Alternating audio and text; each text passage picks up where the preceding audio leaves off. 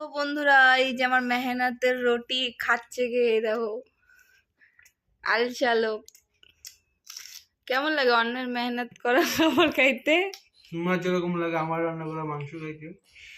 এই মাংসটা কিন্তু আমি রান্না করছি আজকে, বহু বছর পরে আমি আজকে মাংস রান্না করেছি আর রুটি বানিয়েছি। আমি রুটি একদমই বানাতে ভালোবাসি না, কিন্তু এই লোকটার জন্য রুটি বানাইতে হয় আমার।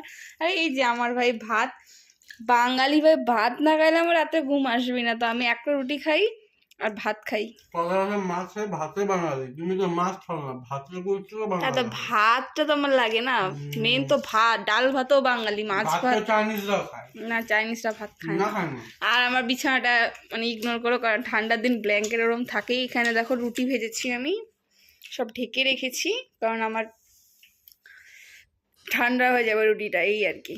তো ওই যে আমার মেহনতের রুটি খাচ্ছে, প্রায় 1 ঘন্টা পরে রুটিটা বানাইছি আমি। এই যে ফোলা ফোলা রুটি, আগে তো আমি রুটি ভাজতেই জানতাম না। আর ওই যে চিকেন আছে, কড়াই নিয়ে বসে পড়েছি, আর এখানে বসেছি, নিচে বসে খাচ্ছি, ডাইনিংয়ে বসবো না। কাজ ভাজা মাছটা উল্টে খেতে জানো? কে? অন্তত ভাজা মাছটা উল্টে খেতে জানো? কেন? তুমি তো কোনো কর্ম পারো না, আমি মাংস রান্না তোমাকে শিখাইছি। আমি শিখাইছি কি শিখাই নাই? ওই জন্য তো আমি যেভাবে রান্না করি আজকে সেইভাবে রান্না করছো, যাতে খাওয়া যায়। খাওয়া যায়, হ্যাঁ। 2 দিনের বৈরাগী ভাতকে বলে অন্ন। ডিসগাস্টিং লোক। এত কষ্ট করে এই হাতটা দিয়ে আমি গরম জল দিয়ে আটাটাকে এমন এমন করে মাখলাম গাইস, মেখে এমন এমন করে বেলে বেলে হাতে তাপ নিয়ে রুটিগুলো ভাজলাম। যারা রুটি ভাজে তারা জানে রুটি ভাজতে কতটা কষ্ট। আমি ভাজি না মনে হয়।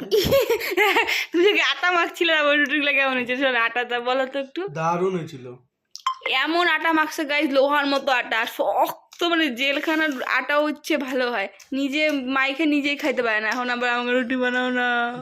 শোনা, আমি এখন তোমাকে জিনিস এনে দেবো রান্না করার, তোমাকে বলবো তুমি রান্না করবা, তারপর আমাকে দিবা, তারপর আমি বলবো এই যে নিলাম, এই গেল আমার মুখে। এখন ভাত খাবো, ঠান্ডা ঠান্ডা ঠান্ডা ভাতটা দুপুরের, কারণ আমার একার জন্য আর ভাত করার ইচ্ছা নেই। দেখো একদম লেগ পিস ছিল, দুপুরবেলা লেগ পিস খেয়ে নিয়েছি গোটা টস করে ঝোল পড়ছে, টস করে। না, সত্যি চিকেনটা তো ভালো হয়েছে নাকি? বিরিয়ানি তো নয়, না হলে বলতাম ঝরে ঝরে পড়ছে, ঝরে ঝরে পড়ছে। লাল লাল ঝাল ঝাল বলতে পারতাম। লাল লাল ঝাল ঝাল। তো চলো খাই। এই যে আমার মেহনতের খাবার খাচ্ছে এই লোকটা, আর এই যে আমি ভাত খাচ্ছি গাইস, ভাত। আমি কয়টা রুটি খাবো আজকে তোমরা যদি বলতে পারো। কমেন্টে বলো তো তোমার দাদা ভাই কয়টা রুটি খায়। পেট দেখে মানুষ আবার একটু বেশি বোঝা ফেলবে। তো চলো, টাটা।